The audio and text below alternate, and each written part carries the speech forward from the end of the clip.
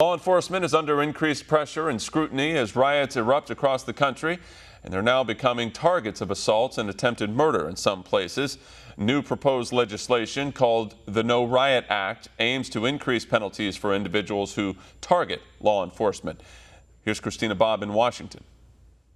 U.S. Congressman Dan Bishop of North Carolina has proposed new legislation to help protect law enforcement officers. The No Reward for Inciting Organized Turmoil Act, or the No Riot Act, increases the penalty for attacking law enforcement. I spoke with Congressman Bishop to learn more.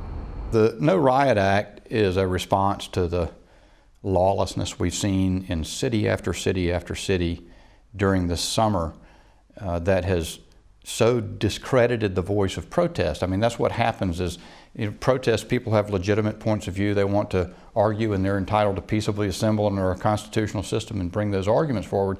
But many have instead taken a course where you've seen rioting and looting, property destruction, injuries, killings even. Violence against law enforcement has ramped up in recent weeks and months. We now see law enforcement officers targeted, unprovoked, by murderers. You see indications that this may be coordinated in some ways. The Justice Department is looking at that. And federal law already imposes penalties for folks who engage in interstate rioting activity. What this law does, though, is it fills in a gap, because we're seeing law enforcement officers injured and killed.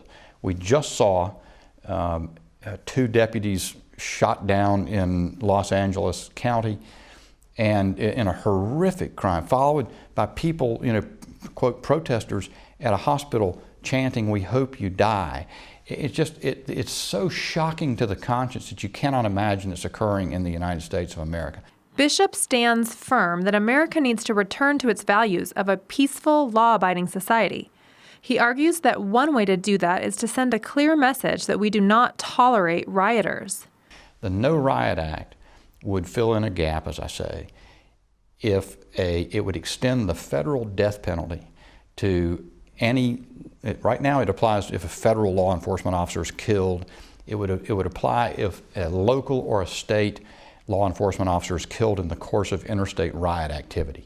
And it even would apply some lesser penalties in the events of assaults on federal, state, or local law enforcement in the context of interstate riot activity. As more and more law enforcement officers are threatened, targeted, or murdered by criminals, Bishop says it's more important now than ever to stand firmly in support of our law enforcement. We need to be speaking as not Democrats or Republicans, but with one voice in Congress, that this kind of activity will not be tolerated in the United States. It is not the America we know, and we need to return to security, safety, order in our communities.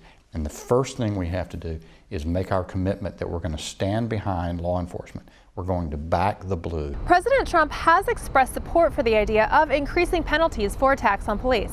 I'm Christina Bobb for One America News, Washington. Want to see more videos like this?